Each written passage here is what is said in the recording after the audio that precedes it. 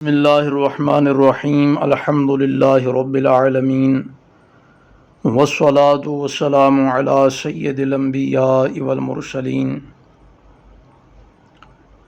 آج کی حدیث پاک والدین کے حقوق کے حوالے سے بڑی اہم ہے۔ امام بخاری رحمۃ اللہ تعالی علیہ اسے بخاری شریف کتاب الادب میں لے کر کے آئے کہ حضرت سیدنا مغیرہ بن شعبہ رضی اللہ تعالی عنہ بیان فرماتے ہیں کہ رسول اللہ صلی اللہ تعالی علیہ وآلہ وسلم نے ارشاد فرمایا کہ اللہ رب العزت نے تم پر ماؤں کی نافرمانی کو حرام قرار دیا ہے، اور والدین کے حقوق نہ ادا کرنا اسے بھی اللہ نے حرام کیا ہے، اور نا حق ان سے مطالبات کرنا اسے بھی اللہ رب العزت نے حرام قرار دیا ہے۔ تو حدیث پاک کے دو حصے ہیں، ایک میں ان باتوں کا ذکر ہوا جن کو اللہ رب العزت نے حرام کیا ہے، اور اگلے حصے میں ان باتوں کا ذکر ہوا جو اللہ رب العزت نے ناپسند کی ہیں۔ تو وہ انشاءاللہ تعالی العزیز اگلے ویڈیو بیان میں اس کو ریکارڈ کیا جائے گا۔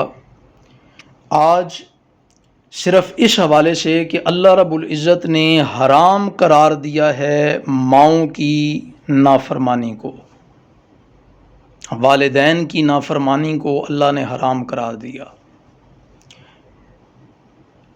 تو ماؤں کا خصوصیت کے ساتھ ذکر کیا، کیونکہ اکثر گھروں کے اندر یہ دیکھا جاتا ہے کہ بچے جو ہیں وہ باپ سے تو ڈرتے ہیں اور ماں پر ہی روب جما رہے ہوتے ہیں۔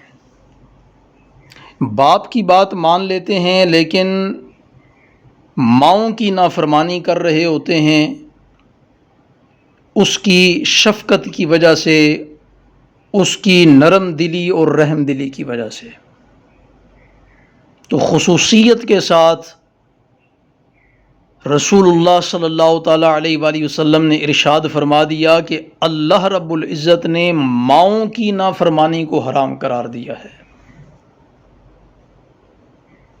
تو جب ماؤں کا ذکر آ گیا تو باپ بدرجہ اولا اس میں شامل ہے، یعنی والدین کی نافرمانی کو اللہ نے حرام کیا ہے، اور بتانے والے حضور نبی رحمت علیہ الصلوۃ والسلام ہیں۔ اب اس میں اگلی دو باتیں بڑی اہم ہیں کہ والدین کے حقوق کو روک لینا، ان کو ان کے حقوق نہ دینا، اس کو بھی اللہ رب العزت نے حرام کیا ہے۔ اور اس سے اگلی بات اس سے بھی اہم ہے کہ نا حق ان سے مطالبات کرنا، اس کو بھی اللہ رب العزت نے حرام قرار دیا ہے۔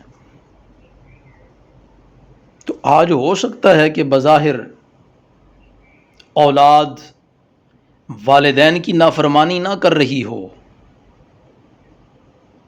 لیکن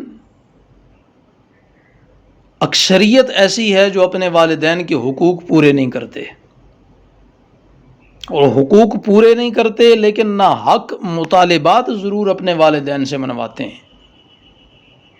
اور اس کی بہت سی قسمیں ہو سکتی ہیں، تفصیل میں جانے کی ضرورت نہیں۔ اپنی بچے جو ہیں، اولاد جو ہے، وہ اپنی خواہشات پوری کرنے کے چکر میں والدین سے ایسے ایسے مطالبات کر دیتے ہیں کہ جن کو والدین کے لیے پورا کرنا مشکل ہوتا ہے، اور بہت سارے والدین پھر اسی وجہ سے غم، پریشانی، دکھ، تکلیف کا شکار ہوتے ہیں،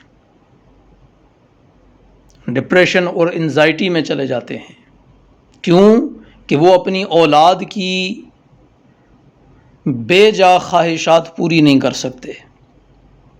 اور کتنی خوبصورت تربیت اور تعلیم اسلام کی موجود ہے والدین کے حوالے سے، کہ اولاد کو چاہیے کہ وہ ان کے حقوق پورے کرے، اور اگر حقوق پورے نہیں کر رہی تو وہ حرام کے مرتکب ہو رہی ہے۔ اور جب باری آتی ہے مطالبات کرنے کی تو ناجائز مطالبات نہیں کرنے، نہ حق مطالبات نہیں کرنے، ضرورت سے زیادہ مطالبات نہیں کرنے۔ مطالبہ وہی کر سکتے ہیں جو حق پر ہو، اور اگر نہ حق مطالبہ کیا جائے گا تو ایسی اولاد حرام کی مرتکب ہوگی، کیونکہ اللہ رب العزت نے اسے حرام قرار دیا ہے۔